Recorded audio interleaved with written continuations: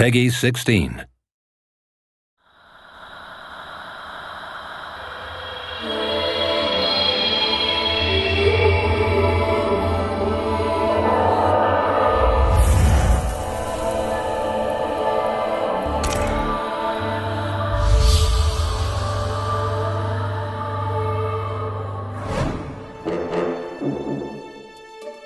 The way that Ninja Theory have reinvented the Legend of Monkey is kind of, for me, quite exciting in that it's using a lot of modern technology. It's set in a post-apocalyptic world.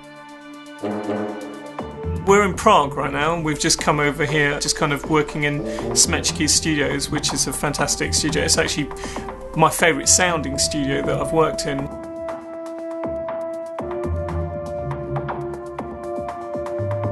There's a lot to get into because you can get into emotions and you can get into action and you can get into a lot of sadness and tragedy as well. So it's got all of those elements that you want as a composer to get very dramatic and very full on with orchestration.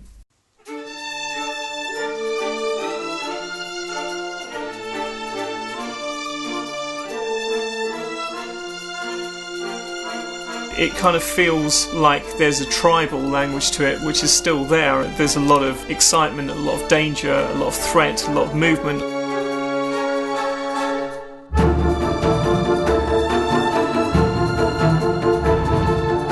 Because of what's going on with Monkey, you have this sense of movement towards an inevitable conclusion.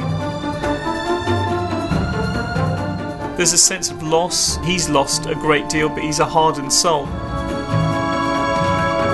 That's great. Really good. I'm impressed, actually. Excellent. That was very good.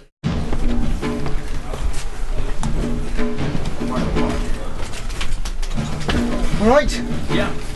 How's it sounding? I want to make sure that priorities 1, 2, and 3 are okay and solid. I mean, look, if we end up not doing everything, that's kind of accounted for. I mean, I talked to Tom.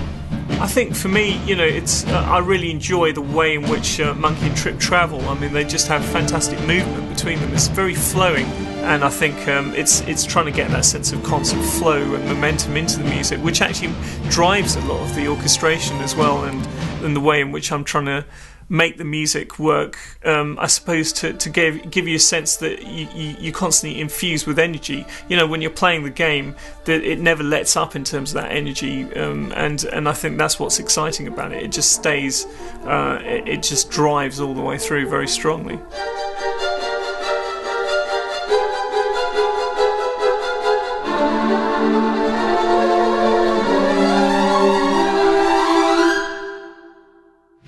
With me, I work very closely with Tom Colvin, and we both have a sense of the narrative of the overall game, but we pretty much work to the storyline. We're very used to looking at stuff and thinking, oh, that looks a bit wrong because of this, so we can be quite analytical and work out. But audio is very much more about the emotional, and we're not just talking about music. I mean, every element of audio is involved in pulling your emotions one way or another.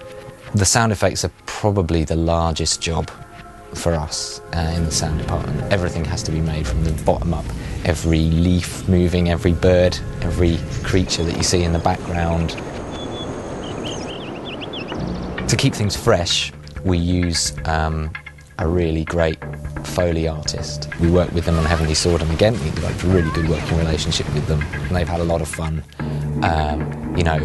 Spending a day with lumps of metal and hitting them in different ways, and going to a fairground and recording all the pistons in the machines and stuff. They do all of that. I think the most important thing for us was for it to be visceral and exciting.